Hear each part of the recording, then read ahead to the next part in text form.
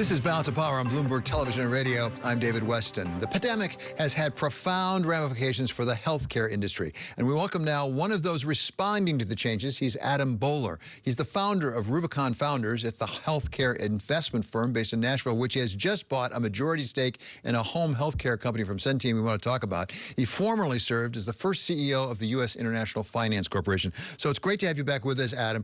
Before we get to the specifics of your new deal, give us your overall view of how healthcare has been changed in this country because of the pandemic. I mean, obviously the pandemic's been super difficult, and so we can also look at the positive changes. One of the things you see is much more of a drive toward the home, which we'll talk about. The other thing is telemedicine, right? I mean, you look at the companies that are providing telemedicine services, and they're up, sometimes 100 times the volume of where they were pre-pandemic, and I don't see that going back. How does it affect your investment decisions? Because that's what you're in the business of, as I understand it, taking a look at potential deals. What do you see as real opportunities at this point? Well, one of the things, so we just bought a majority stake in U.S. Medical Management, which is the largest provider of physician house calls in the country. And what I see more and more is if you're in a health plan, you're going to want physicians coming to your home. It's something that people are demanding, and I don't think that's going to change. And so when I think about it from an investment perspective, we both start companies and buy companies. I'm thinking, what does the future hold? And so when I look at something like house calls, I think that's what you're going to see going forward. It's a little bit back to the future, right, the 1950s, but people are demanding more and more healthcare meeting them where they are. So that sounds expensive, I must say. We don't get house calls very often. How much of that is going to be Medicare or Medicaid supported? It is, so it's government focused because the people that are getting house calls are people that are frail. And think about it this way, right? Think about how expensive in-facility nursing home services are. When you age, when your parents age, you don't want to be in a center, you want to be at home. So from that perspective, it's actually cheaper for Medicare to have house calls in the home than it is to have people in a nursing home. It's a lot safer, and people are happier if they can stay in their home. So as you made this major acquisition, buying it from Centene, what are your plans for it? What does it need? Does it need capital? Do you need to expand it? What's next for your company?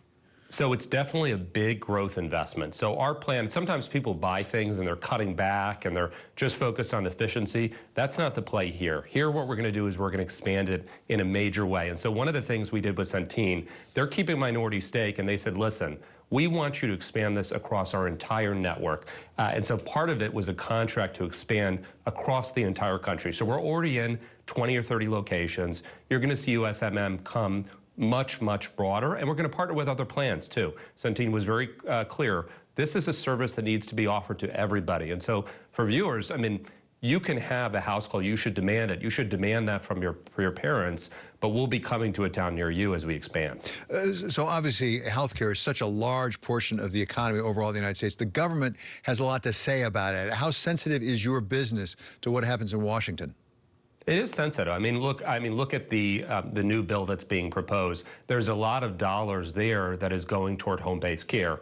And that's the interesting thing about home-based care is, as I said, it is better than being in facility. It's cheaper, it's higher quality. So that is a part that I really agree with.